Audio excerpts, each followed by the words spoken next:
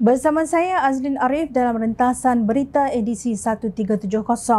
Antara paparan utama. Jangan jadikan sukan mangsa tunggangan.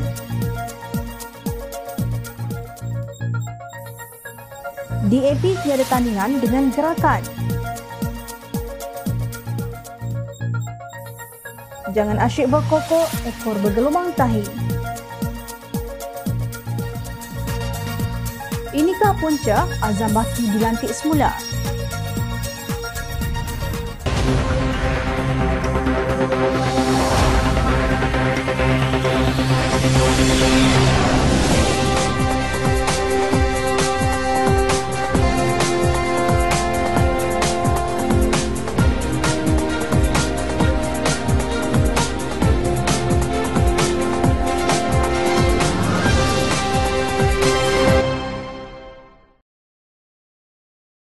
Assalamualaikum dan salam sejahtera.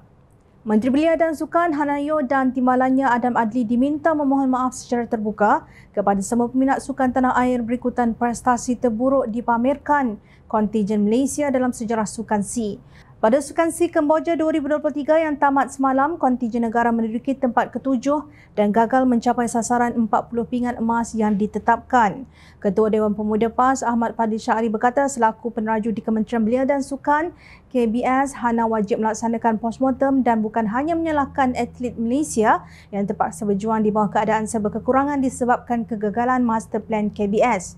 Didahului dengan ucapan maaf secara terbuka kepada semua peminat sukan Malaysia dengan mencatat sejarah terburuk malah lebih teruk daripada pencapaian Sukan C di Hanoi, Vietnam pada tahun lepas. Saya fikir tempoh berbulan madu sudah pun berakhir, katanya menerusi hantaran di laman Facebook.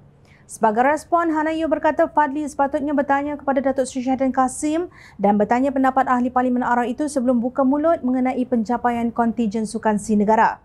Mereka sepatutnya bercakap dengan Syahidan Kasim sebelum post ke media sosial.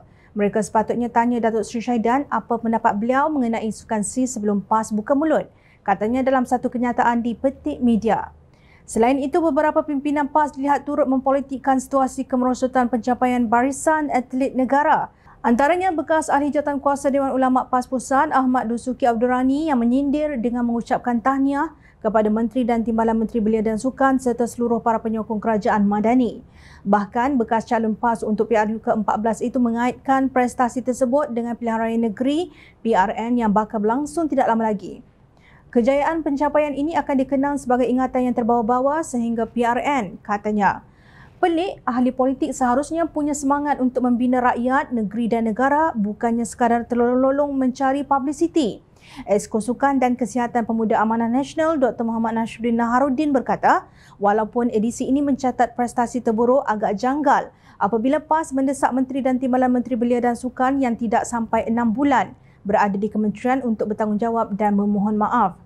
Ia terlihat amat janggal kerana kesemua atlet yang bertanding biasanya lakukan persediaan sekurang-kurangnya 2 hingga 3 tahun sebelum tamasya berlangsung di mana segala persiapan program dan polisi-polisi dibuat oleh pentadbiran sebelumnya. Apa yang jelas, Ketua Pemuda PAS sebenarnya ketandusan isu dengan seboleh-boleh menjadikan prestasi kontijen kebangsaan pada Sukan C 2023 sebagai modal politik murahan, katanya dalam satu kenyataan kepada Harapan Daily semalam. Begitupun, kata Nasruddin, beliau setuju dengan cadangan supaya kementerian melakukan bedah siasat terhadap prestasi atlet kebangsaan yang saban tahun merudum. Namun, katanya PAS perlu berhenti menunggang agama dan menjadikan sukan sebagai mangsa tunggangan. Usah risau, hala tuju sukan prestasi tinggi negara adalah keutamaan dan dalam perhatian YB Hana dan YB Adam. Tidak kira fahaman politik, agama atau bangsa, sama-sama doakan harimau kita bangkit dan mengaum kembali, katanya. PAS bercakap bagaikan Kelantan adalah juara bertahan dalam Sukma dan juga jaguh Liga Bola Sepak Negara. Sebelum galak mendesak orang lain meminta maaf, sepatutnya kita cermin diri sendiri dahulu dan lihat sejauh mana prestasi pasukan sendiri dalam arena sukan. Perlu diingat, pada Sukma 2022, pasukan Kelantan berada di kedudukan kedua tercorot bila nak minta maaf. Sedangkan kalian asyik menuding seluar orang yang terkoyak, rupanya jubah diri sendiri, kainnya sudah terbelah. Pengerusi Tetap Veteran UMNO Malaysia Datuk Seri Kamal Amir berkata DAP boleh memainkan peranan seperti gerakan yang menyertai gagasan Barisan Nasional semasa pentadbiran Perdana Menteri kedua Tun Abdul Razak Husin dalam tahun 1974. Saya lihat DAP akan menggantikan gerakan dalam Barisan Nasional pada zaman Tun Abdul Razak serta gerakan juga bertahan 40 tahun dengan gabungan tersebut. Oleh itu, tiada masalah kerjasama ini diteruskan selagi DAP mengutamakan isu-isu rakyat, katanya lapor Harapan Daily. Menurut Kamal Amir, pendekatan politik sempit yang dibawa oleh pembangkang tidak mampu bertahan lama terutamanya bagi masyarakat di bandar. Dalam politik, kecanduan untuk mendapatkan sokongan yang mudah sering menggunakan sentimen perkauman dan agama bagi meraih undi. Namun, ia berbeza bagi warga metro yang tidak menerima politik sempit kerana sudah biasa hidup dalam kepelbagaian dan lebih terbuka antara kaum-kaum yang lain, ujarnya seperti dipetik. Beliau percaya peranan komponen parti dalam kerajaan perpaduan yang mengutamakan isu rakyat dan perpaduan sahaja dapat memadamkan sentimen perkauman dan agama.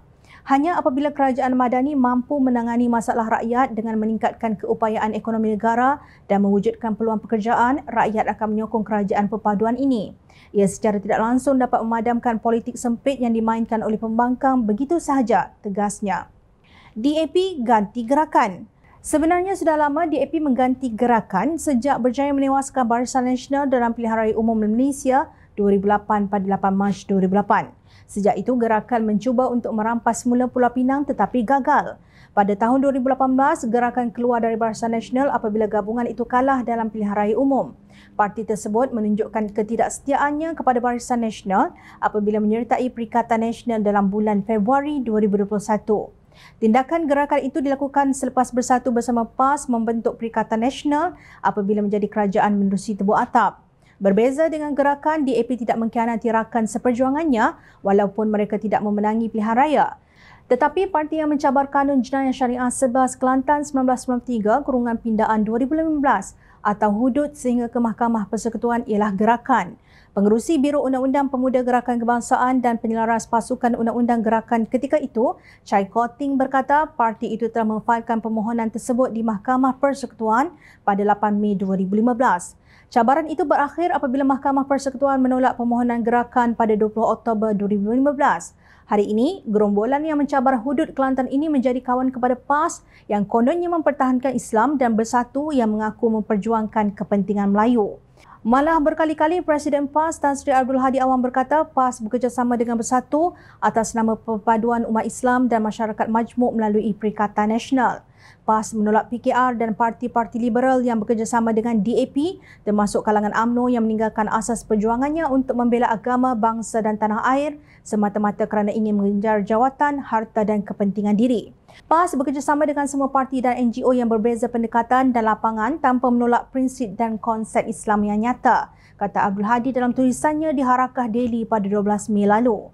Walaun dan walauntit bolehlah dibohongi, tetapi sejarah mencatatkan pengkhianatan gerakan terhadap perjuangan orang Melayu Islam Kelantan untuk menjaga nyawa PAS iaitu hudud 8 tahun yang lalu.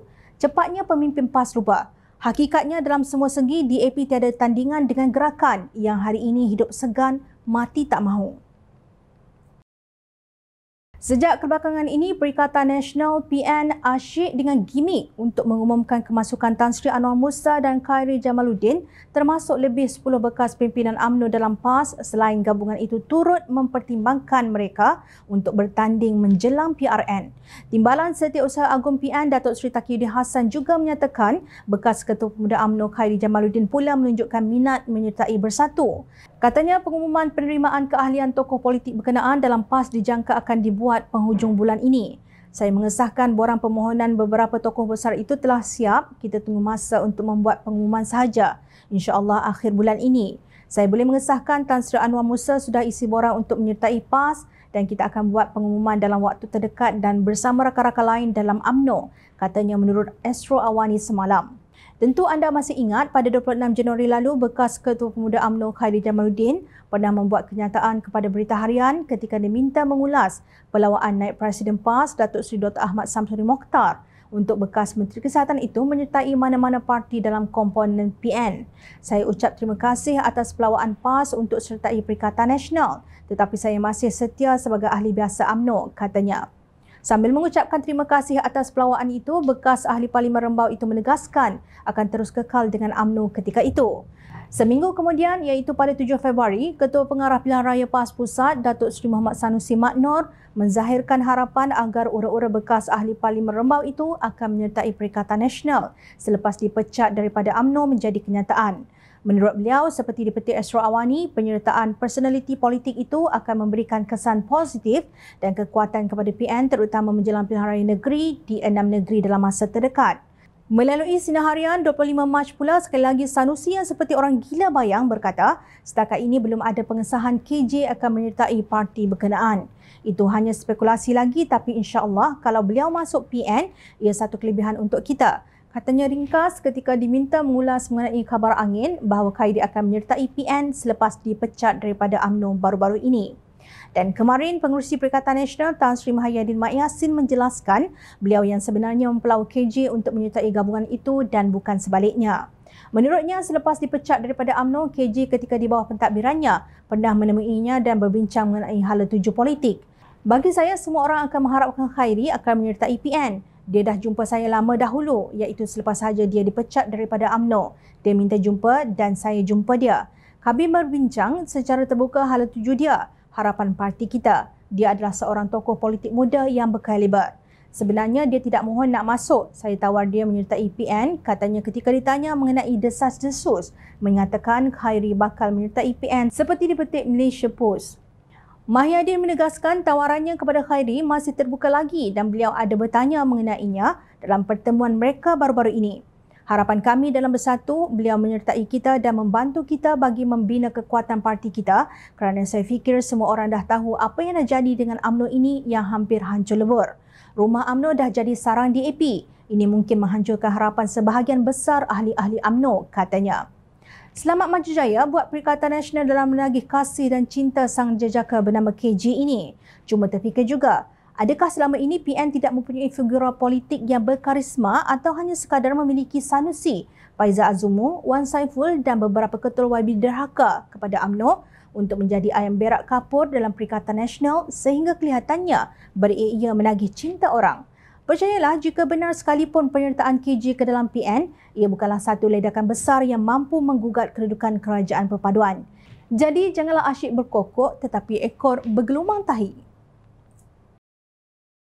Perdana Menteri Datuk Seri Anwar Ibrahim berkata, keputusan melantik semula Tan Sri Azam Baki sebagai Ketua Pesuruhjaya Suruhanjaya Pencegahan Rasuah Malaysia SPRM dibuat kerana beliau melaksanakan tugas dan tanggungjawab yang memuaskan sepanjang perkhidmatannya. Setakat yang saya lihat, mereka menjalankan tugas dengan memuaskan. Malah beliau mengambil tindakan tanpa memilih puak dan parti. Belum pernah dalam sejarah pejabat-pejabat menteri digeledah dan mengenal pasti tindakan ke atas pegawai-pegawai selain terus tindakan diambil sementara siasatan dijalankan. Katanya dalam sidang akhbar selepas mempengerusikan mesyuarat Majlis Tindakan Ekonomi Negara MTN baru-baru ini. Beliau menjelaskan kerajaan pada dasarnya memberi kebebasan kepada Azam dan Peguam Negara Tan Sri Idrus Harun untuk menjalankan tugas khususnya memerangi rasuah. Difahamkan terdapat pihak tertentu yang mahu jawatan Ketua Pesuruhjaya SPRM ditukar. Sebelum ini, Ketua Setiausaha Negara Tan Sri Muhammad Zuki Ali memaklumkan khidmat Azam sebagai Ketua Pesuruhjaya SPRM dilanjutkan selama setahun lagi selepas diperkenankan Yang di-Pertuan Agong Al-Sultan Abdullah Riayatuddin Al-Mustafa Billah Shah. Menurut beliau, pelantikan itu selaras dengan subsection 5-1 dan -2 Akta Suruhanjaya Pencegahan Rasuah Malaysia 2009 Akta 694. Hari ini, rakyat gempar dengan berita SPRM menyiasat seorang bekas Menteri Kanan dan ahli perniagaan bergelar Tan Sri berkaitan penyelewengan dana negara yang bernilai lebih 2.3 bilion ringgit. Menurut laporan bernama, siasatan dijalankan di bawah Akta Suruhanjaya Pencegahan Rasuah Malaysia 2009 dan Akta Pencegahan Pengubahan Wang Haram, Pencegahan Pembiayaan Keganasan dan Hasil daripada Aktiviti Haram 2001. Tumpuan siasatan adalah berhubung dengan pembelian dan pemilikan saham di sebuah syarikat tersenarai oleh sebuah syarikat gergasi negara yang dikatakan didalangi oleh bekas Menteri Kanan itu. Difahamkan transaksi pembelian dan pemilikan saham ini dipercayai menjadi punca kepada kemerosotan ekonomi negara serta kejatuhan mata wang ringgit pada hujung 1990-an dan telah diseleweng untuk kepentingan individu terbabit untuk diselamatkan daripada mengalami kerugian yang lebih teruk menurut sumber tersebut. Difahamkan penyiasatan bertumpu kepada transaksi-transaksi daripada hasil penjualan saham syarikat tersenarai terbabit.